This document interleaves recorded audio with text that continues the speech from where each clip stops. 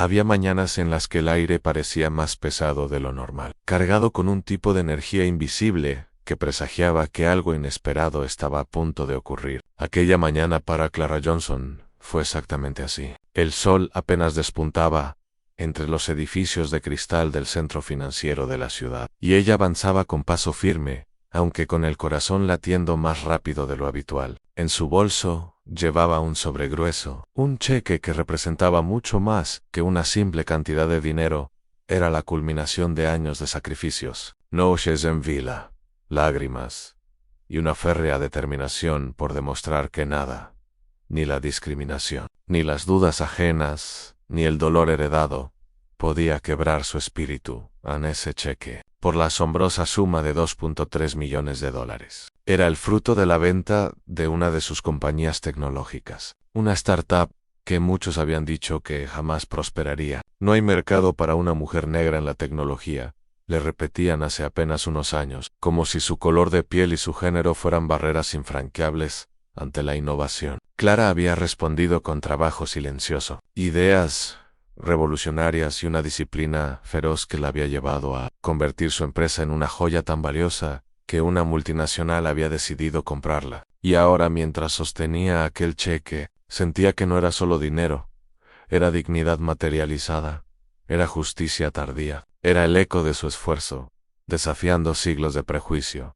Entró en el imponente edificio del First National Bank, cuyas puertas giratorias reflejaban la frialdad del mármol y el brillo de la ambición. Clara estaba acostumbrada a ese ambiente en pasillos interminables, trajes oscuros, rostros serios y el olor metálico del poder económico. No era la primera vez que pisaba un banco, pero sí la primera en que lo hacía llevando consigo una suma tan abrumadora. Lo cierto es que ella, a pesar de su éxito, nunca dejó de sentir el peso invisible de las miradas que la examinaban, juzgando primero su piel y solo después, quizás, sus logros. Ese día no sería distinto a cada paso. Percibía la rigidez de los empleados, la manera en que algunos la miraban con una mezcla de sorpresa y sospecha. Una mujer negra, sola, bien vestida, pero no demasiado ostentosa, entrando con determinación en un banco de élite. Para muchos, esa simple imagen era motivo de duda. Al llegar al mostrador principal, Clara pidió hablar directamente con el gerente. No quería dejar en manos de un cajero un cheque tan significativo. Había aprendido que en ocasiones, solo mostrando autoridad se lograba atravesar las murallas invisibles de la discriminación. El recepcionista, un joven nervioso que apenas levantó la vista de la pantalla, le indicó que esperara en una de las salas laterales. El gerente del banco, un hombre llamado William Harris, descendió minutos después, alto, canoso, con un aire de superioridad pulida por años en cargos de poder. Su sonrisa era cortés, pero sus ojos tenían esa chispa de frialdad con la que ciertos hombres acostumbraban observar a quienes consideraban fuera de lugar. Clara notó de inmediato ese gesto. Lo había visto demasiadas veces en juntas directivas, en conferencias, en negociaciones. Era la mirada de alguien que pensaba: aquí no perteneces. Ella respiró hondo, tratando de no anticipar la hostilidad que ya sentía venir. Con la calma de quien sabe que la verdad está de su lado. Clara le entregó el sobre. Harris lo abrió, y al desplegar el cheque, su rostro se contrajo en una mueca que intentaba disimular sorpresa con desdén. La cifra, resaltada en tinta azul, brillaba como un faro de incredulidad en sus pupilas. Hubo un silencio incómodo. Harris volvió a mirar el cheque, luego a Clara, y después otra vez al cheque. Como si la matemática fuera un error. Como si las letras y números estuvieran allí por equivocación. En su interior, algo hervía. No podía concebir que una mujer negra apareciera en su oficina con un cheque de semejante magnitud. Para él, eso no era posible. No cuadraba con el orden silencioso que había aprendido a aceptar en la vida. Esto debe ser un fraude, pensó Harris, aunque no lo dijo en voz alta. En cambio, comenzó a hacerle preguntas que disfrazaban su incredulidad de protocolo, su procedencia, su ocupación, sus intenciones con el dinero. Cada palabra estaba cargada de una desconfianza que atravesaba la piel de Clara como agujas invisibles en ella. Firme, respondía sin alterarse, consciente de que cada explicación no era más que una humillación implícita. ¿Acaso un hombre blanco, vestido de traje, hubiera tenido que justificar la procedencia de un cheque así? Lo sabía, no. Pero aún así, mantenía la calma, porque la calma era su arma. Sin embargo, Harris no estaba dispuesto a dejar pasar lo que para él era una anomalía. Su mente racista, endurecida por años de prejuicios normalizados, empezó a fabricar un relato donde Clara no era una empresaria legítima, sino una impostora. Y en ese relato, él, como guardián del orden, debía actuar. Entonces, ocurrió lo impensable en Harris. En un arrebato de falsa autoridad, tomó el cheque y lo sostuvo frente a la lámpara de su escritorio, como si buscara marcas de falsificación. Su rostro se tensaba cada vez más, y sus manos parecían incapaces de aceptar que aquello era real. De repente, con un gesto de furia disfrazada de prudencia, encendió un encendedor que guardaba en su cajón, una costumbre que usaba para encender puros en reuniones privadas, y acercó la llama al papel a Clara. Petrificada, apenas alcanzó a reaccionar. En cuestión de segundos, la esquina del cheque comenzó a arder. El fuego avanzó con rapidez, devorando números, letras y la huella tangible de su esfuerzo. La llama iluminó el rostro de Harris, que observaba como si, con aquel acto, estuviera purificando una mentira. El olor a papel quemado llenó la oficina. Clara sintió un vacío desgarrador en el pecho. No solo ardía un cheque, ardían años de lucha, ardía la validación de sus sacrificios, ardía un símbolo de todo lo que había resistido.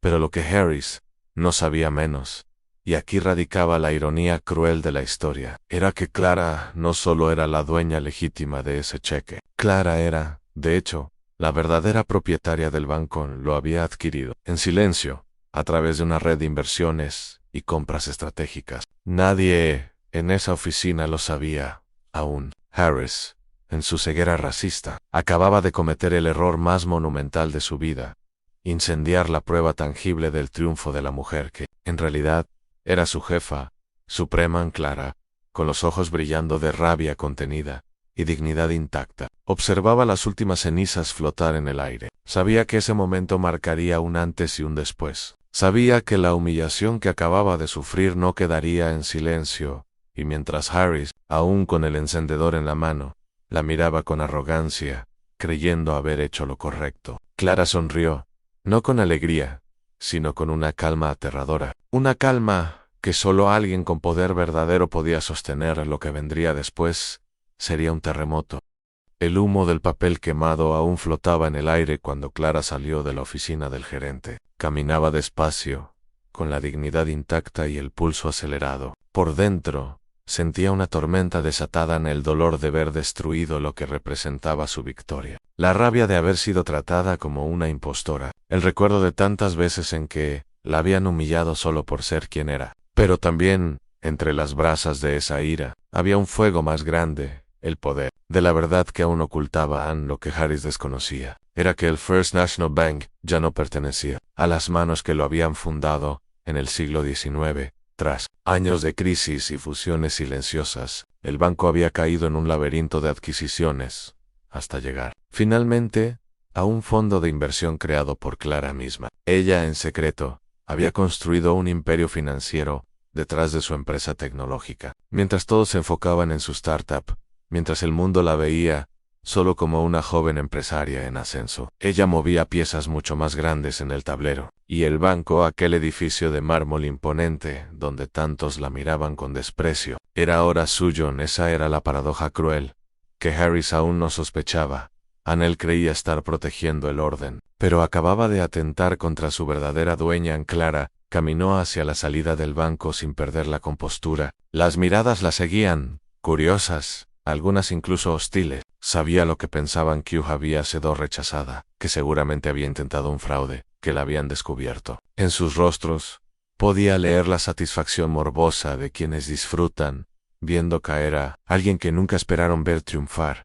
Pero Clara no estaba derrotada, ni de cerca. Al salir al aire fresco de la mañana, respiró hondo y levantó la cabeza hacia el cielo grisáceo. Aquel día no terminaría así. Tal vez Harris había creído que con su encendedor había borrado su triunfo, pero lo que había hecho, en realidad, era firmar su sentencia durante años. Clara había aprendido a esperar el momento preciso. Había soportado insultos disfrazados de consejos, exclusiones presentadas como falta de encaje cultural, reuniones en las que su voz era ignorada, hasta que un hombre blanco repetía sus palabras, y entonces recibía crédito. Cada una de esas heridas la había vuelto más fuerte, más astuta, más calculadora, y ahora, en este instante, comprendía que había llegado la hora de revelar lo que había mantenido en secreto.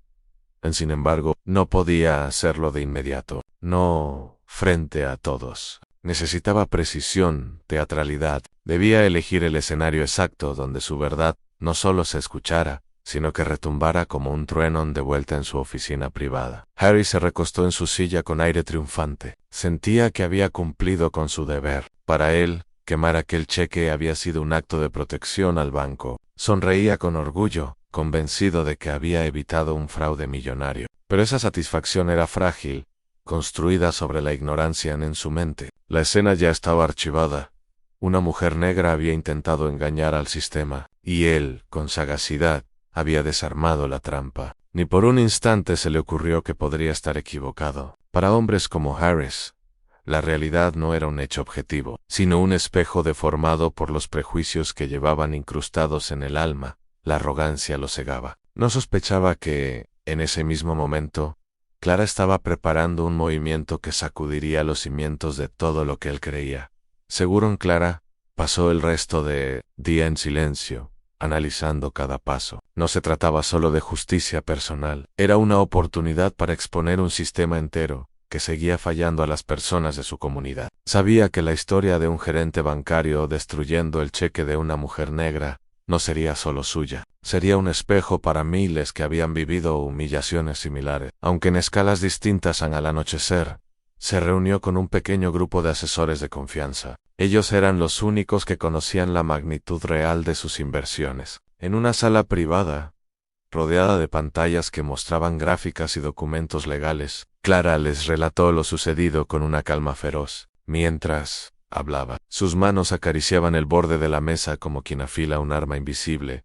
«Ha llegado la hora», dijo finalmente, y todos en la sala entendieron que esa frase significaba el inicio de algo irreversible.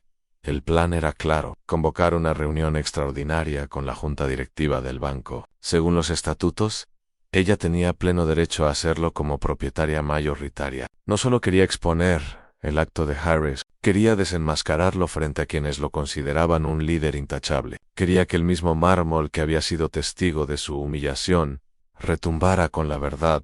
A la mañana siguiente, Harris entró al banco con el mismo aire de rutina. Saludó a empleados, revisó informes, dio órdenes. Ni se imaginaba lo que estaba a punto de suceder. Alrededor de las 10, recibió una notificación inesperada. Se convocaba a una reunión de emergencia con todos los directivos y con la presencia de la nueva propietaria mayoritaria del banco. Harris frunció el ceño. No entendía nada. ¿Propietaria mayoritaria? ¿Quién? Él, que creía conocer cada rincón del banco, se sintió por primera vez desplazado, como si un secreto hubiese crecido en las sombras. Sin que él lo notara, al entrar a la gran sala de juntas, lo primero que vio fue a Clara, sentada en la cabecera de la mesa, con la serenidad de quien no necesita gritar para que todos escuchen. Vestía un traje oscuro, elegante, y sus manos descansaban con firmeza sobre una carpeta de documentos. Los demás directivos,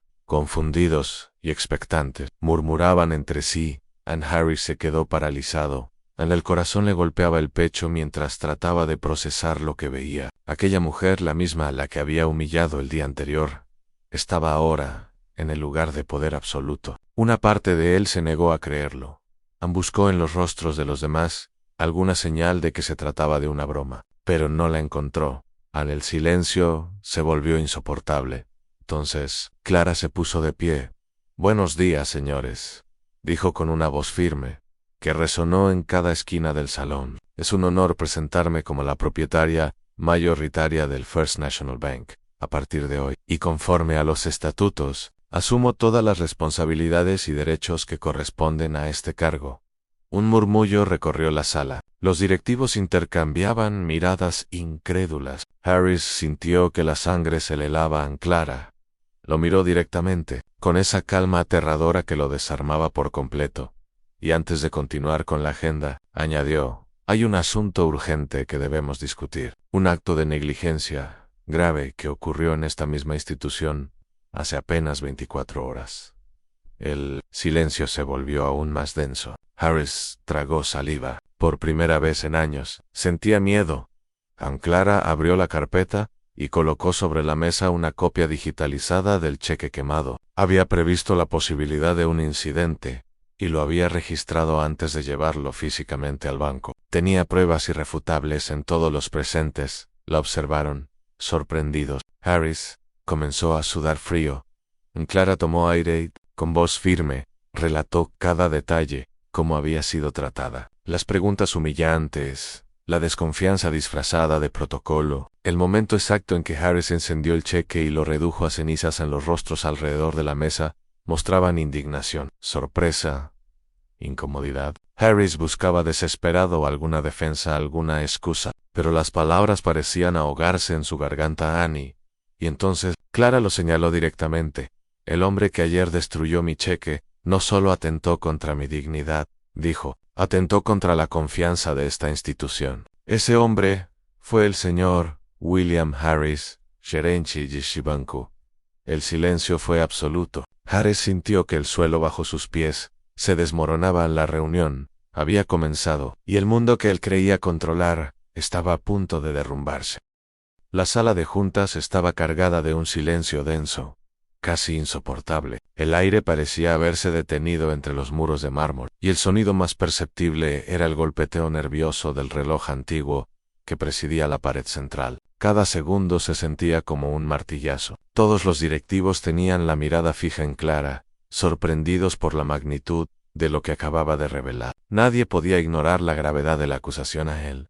Gerente del banco, había destruido, con sus propias manos, un cheque de millones perteneciente a la dueña legítima de la institución, William Harris. Sentía que su garganta se cerraba, el sudor le resbalaba por la frente, y cada palabra que intentaba pronunciar se le quedaba atrapada en la boca. Había pasado décadas construyendo una reputación de hombre recto, firme, protector del banco. Y ahora, frente a todos, estaba siendo desnudado por la verdad que había querido ignorar en Clara. Permanecía erguida, sin temblar. Su voz era serena, pero cargada de una fuerza implacable. Hablaba con la seguridad de quien no solo tenía la razón, sino también el poder de su lado. Señores, dijo mirando a la mesa en conjunto, no estoy aquí para vengarme. Estoy aquí para exponer lo que significa el racismo cuando se infiltra en nuestras instituciones. Ayer, yo no era vista como la propietaria de este banco. Para el señor Harris, yo era solo una mujer negra con un cheque que en su mente debía ser falso. Su prejuicio lo llevó a cometer un acto de destrucción contra mí, contra este banco, y contra todo lo que representa la confianza de nuestros clientes.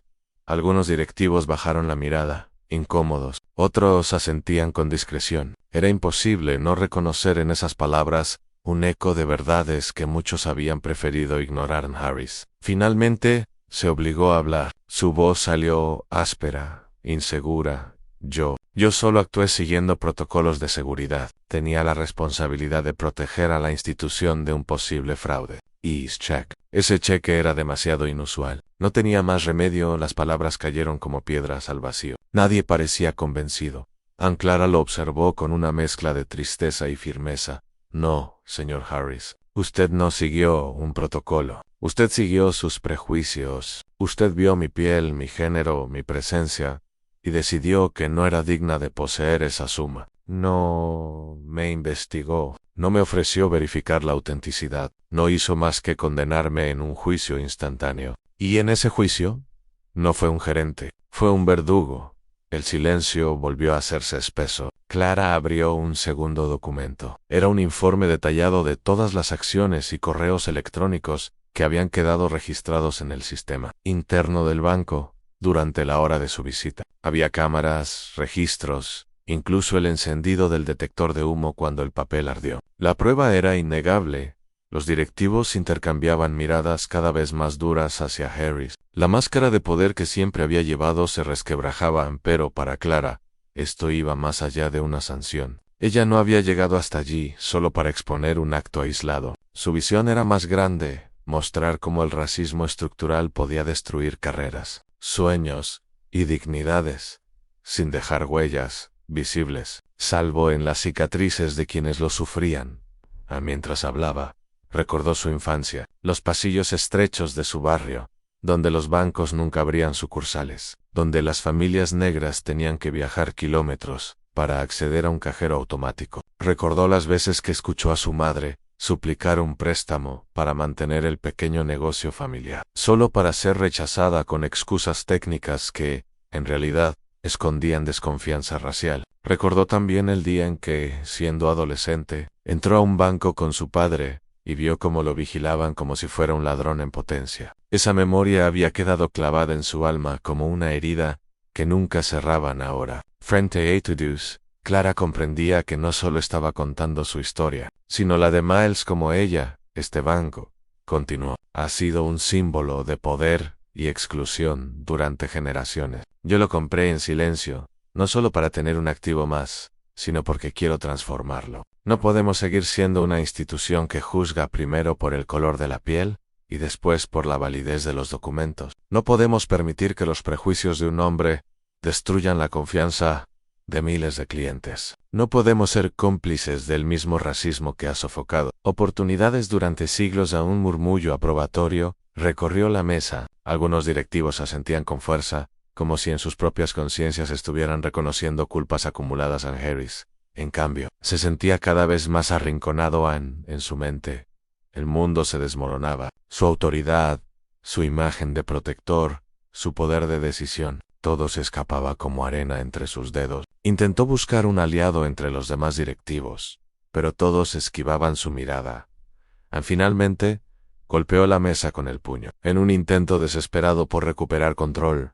Esto es una exageración. Yo he servido a este banco por más de 30 años. He sacrificado mi vida para mantenerlo en pie. No voy a permitir que una sola persona recién llegada destruya mi nombre de esta manera. El eco de su grito retumbó en la sala, pero en lugar de intimidar, reveló su desesperación. Clara no se inmutó. No soy una recién llegada, respondió con calma. Soy la propietaria. Usted trabaja para mí, ni ayer. Con su acto, me demostró que no entiende lo que significa servir a esta institución.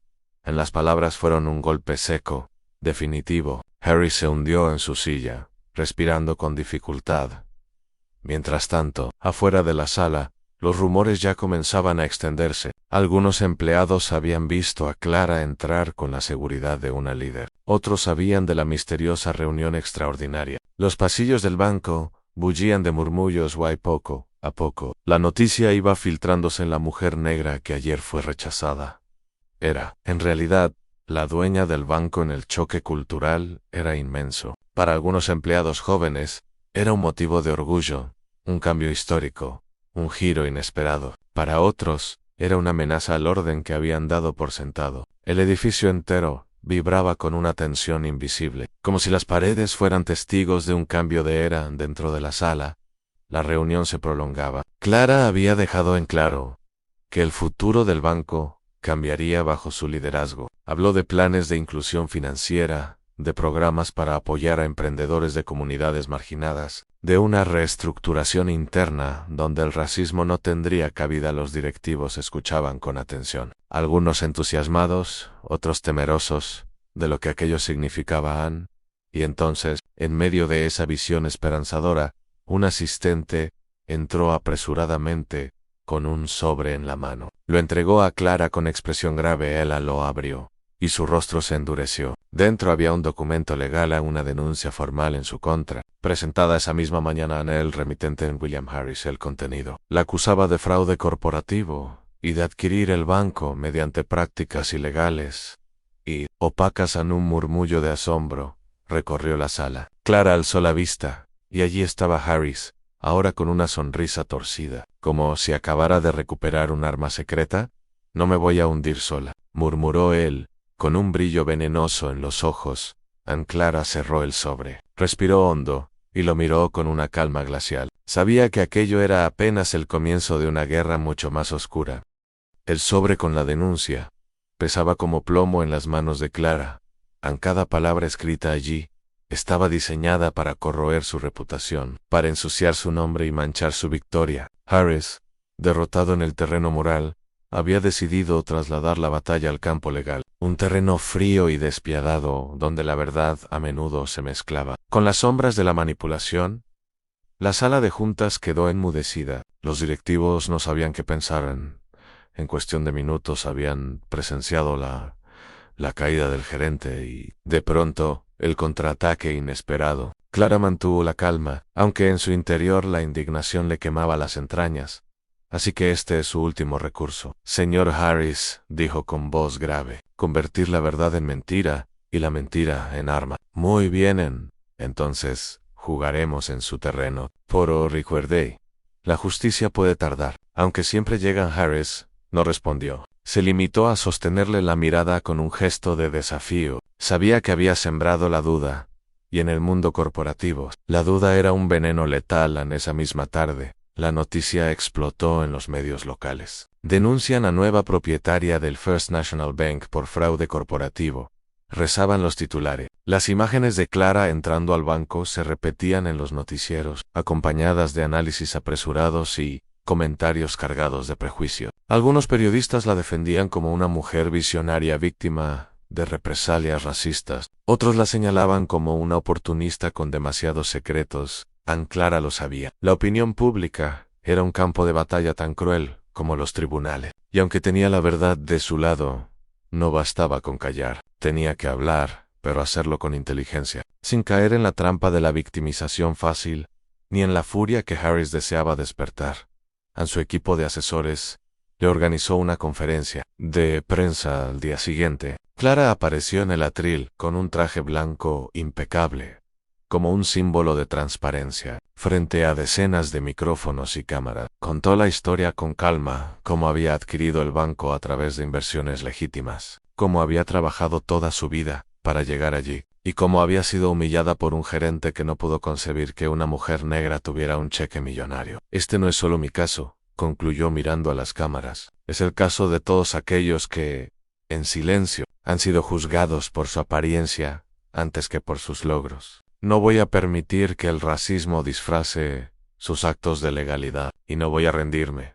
El aplauso fue inmediato. Sin embargo, Clara sabía que la batalla apenas empezaba en Harris. Mientras tanto, se movía como un animal herido pero peligroso. Usó sus contactos en los medios, viejas amistades en círculos políticos y una red de aliados dispuestos a protegerlo. En entrevistas privadas, pintaba a Clara como una amenaza, una intrusa que había llegado para desestabilizar el banco. En su relato distorsionado, él era la víctima, el hombre honesto que había intentado defender a la institución de un fraude colosal.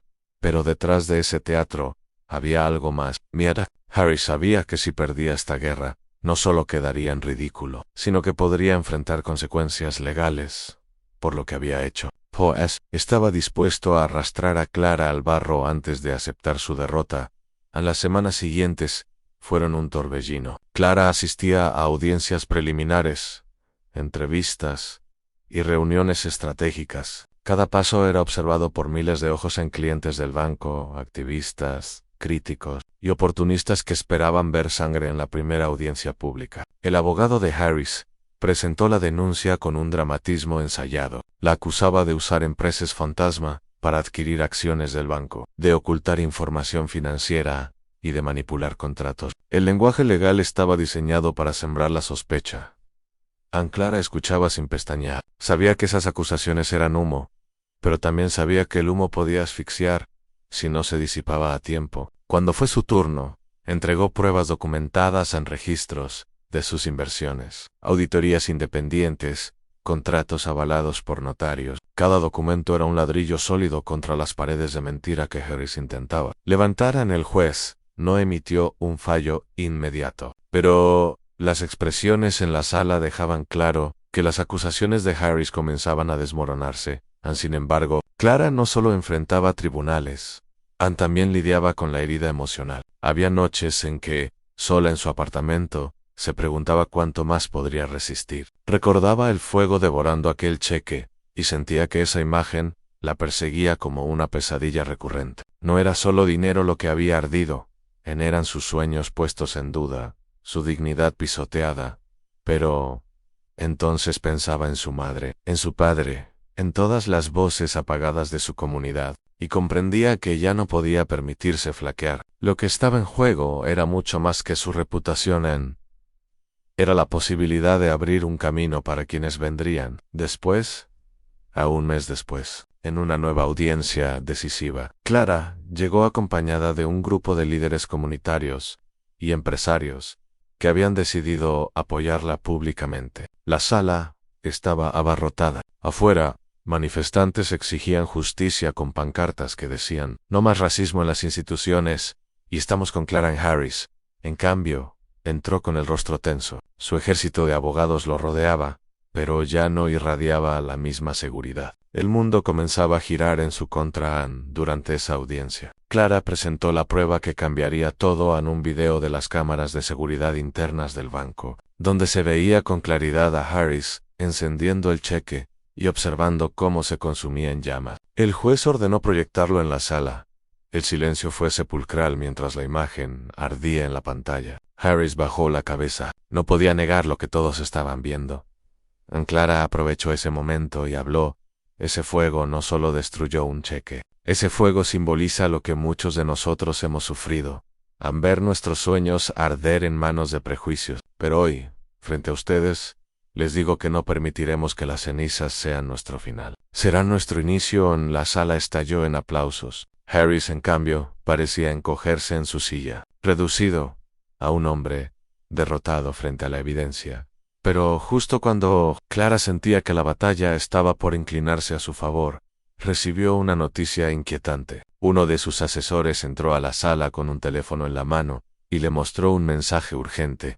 Era un correo filtrado a la prensa. En él, supuestamente, se insinuaba que Clara había usado información privilegiada para adquirir el banco. El remitente en un informante anónimo en los medios, como aves de rapiña, ya comenzaban a replicarlo. Las redes sociales ardían. De repente, la narrativa cambiaba otra vez en Clara.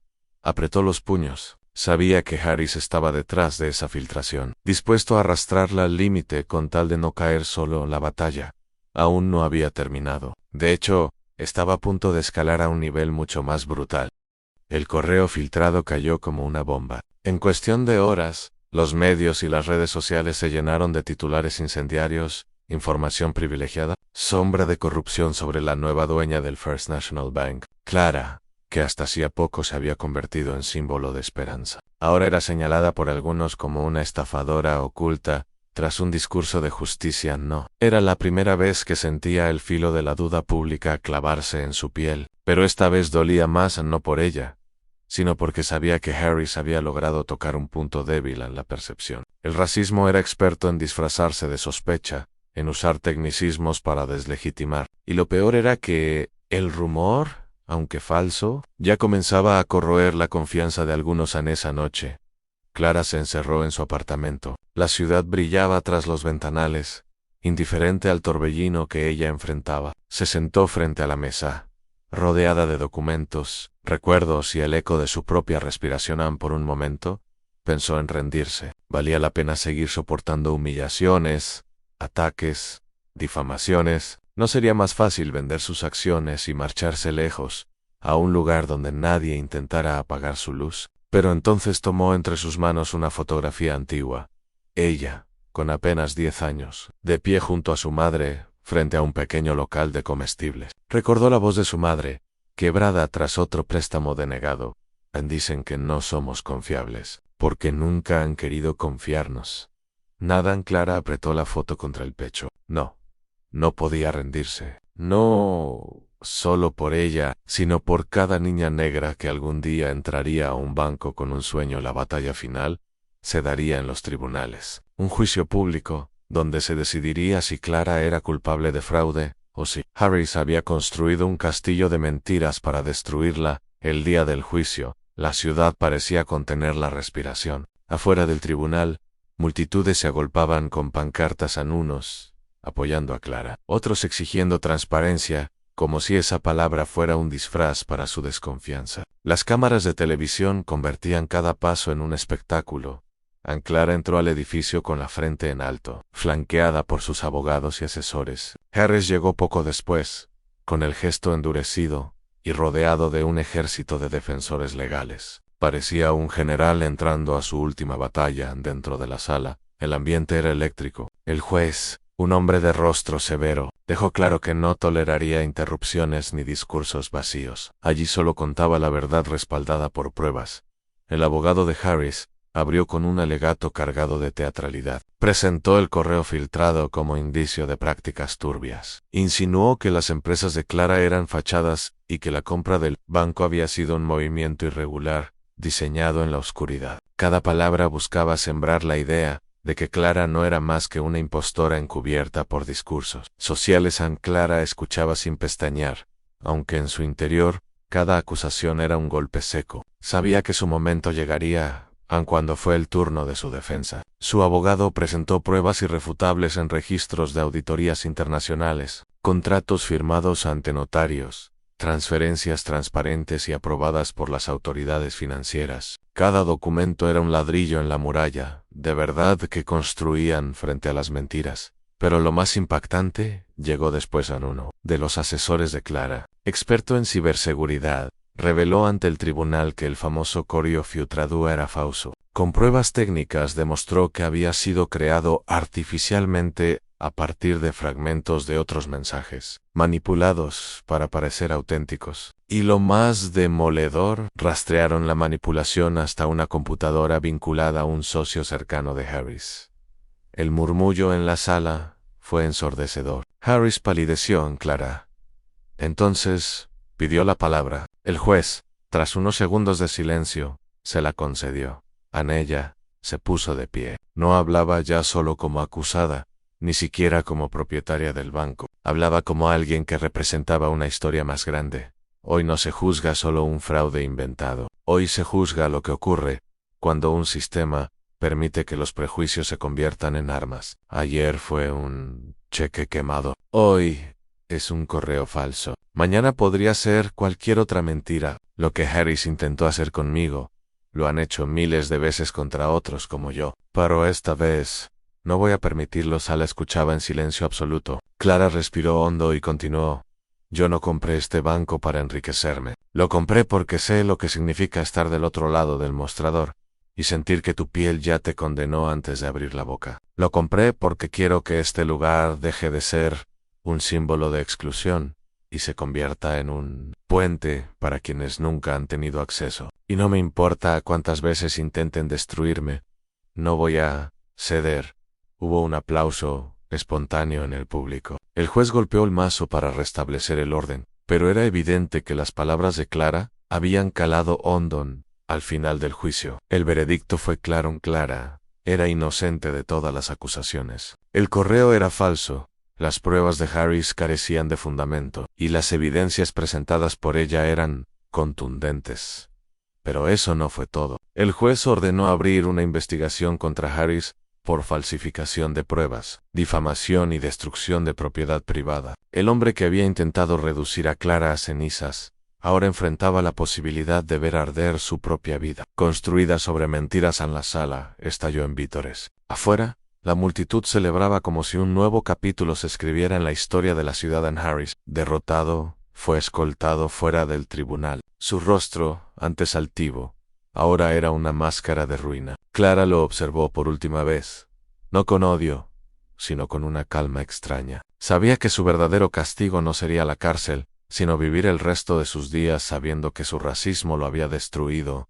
En las semanas siguientes, Clara se convirtió en un símbolo. No buscó la fama, pero su historia resonó en todas partes. Programas de televisión, artículos, debates públicos, todos hablaban de la mujer que había resistido el fuego, las mentiras y el odio, y había salido más fuerte. Pero para ella, lo más importante no eran los aplausos, sino lo que pudo construir a partir de ahí. Bajo su liderazgo, el banco implementó programas de microcréditos para comunidades marginadas, capacitaciones para emprendedores, y políticas internas que garantizaban igualdad de trato, sin importar el color de piel. Poco a poco, el First National Bank dejó de ser solo un edificio de mármol para convertirse en un faro de esperanza.